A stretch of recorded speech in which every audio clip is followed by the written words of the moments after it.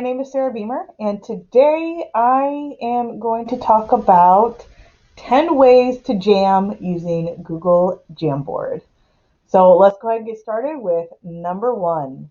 So number one is probably the most basic way to use Jamboard, and it's to using it as a teaching whiteboard. So basically you create a Jamboard, a blank Jamboard, and you upload it into Google Classroom. Your students click on it. You share it with them either as they can edit or depending on what you want them to do, or you share it with them as just a view. Or if you're on a Google Meet type of setting, you can just share your screen using a Google Jamboard. And then from there, you just write on your Jamboard doing your lesson. So this was just a quick this that I have up here, this Decimals 1B is just a quick lesson on decimals and the three forms. Well, a few different forms. So standard form, word form, and money-wise. So again, this was tip number one, just using it as a basic whiteboard.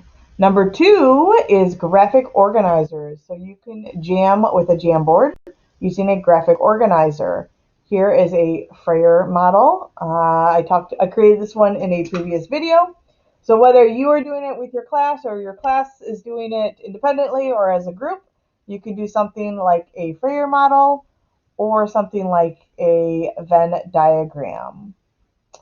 Number three is anchor charts.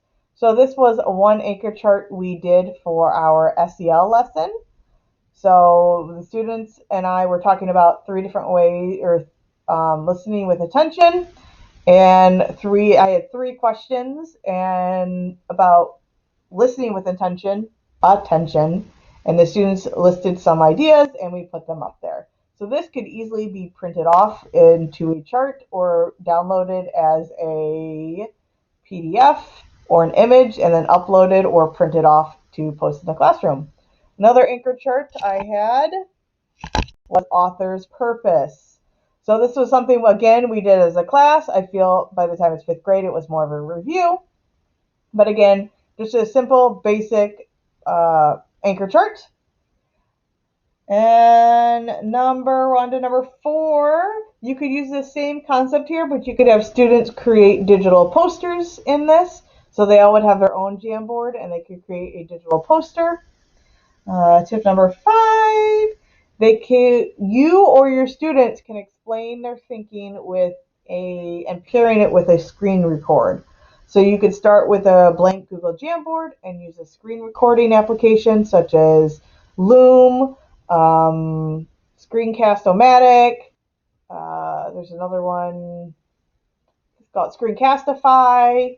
You could use it with basically a screen recording program, and then students can just use this as a whiteboard as the screen is recording it. We're on to number six. Number six is annotating text. So I have here as my background a little bit of text about Neptune, and then students can annotate on it, whether they're using a highlighter or a pen or sticky notes or text boxes. So they're annotating on their text. Number six, we have labeling. So here I have the solar system, and then students were just labeling the solar system using sticky notes. They could use text boxes, they could use a pen, but basically they're just labeling away. We are on number eight. You can use this to play partner games, which I found during remote learning. And while during hybrid learning, this is very helpful when students still were supposed to stay away from each other, but they still wanted to play games. So this was a math game that our math curriculum gave us. I took a picture of it and put it as my background, and then created like the bingo chips using the circles here. And then the students, I had 2 students per slide. So if you notice, I have 13 slides up here. So I told the students what slide number to go to, or I had a sticky note with their name on it. And so they went to that slide. Their partner also went to that slide, and then they would just play the game. If it needed a dice, which I think, no, this one didn't need a dice. If it needed a dice, I would use just a Google search for dice. But the students really enjoyed this because they were able to still play the game, keep their distance, but were still able to communicate with each other. We are on number 9 now. Number 9 is to collaborate among themselves. So taking this concept here of sharing the Jamboard with all the students and then telling them what slide to go on, students could collaborate together on that slide to answer a question, research, whatever you're having them do. They can use the sticky notes to collaborate. They can use text boxes, but it was in real time, so it was just an easy way for them to collaborate. And finally, number 10, we had brainstorm with sticky notes. So you could do, like for pre-writing, if you had a web, you could create a web on here and then move the sticky notes around to manipulate your brainstorming. So guys and gals, this is the 10 ways to jam with Jamboard, and I hope you found some good ideas to try it out. I hope you have a great day. Bye.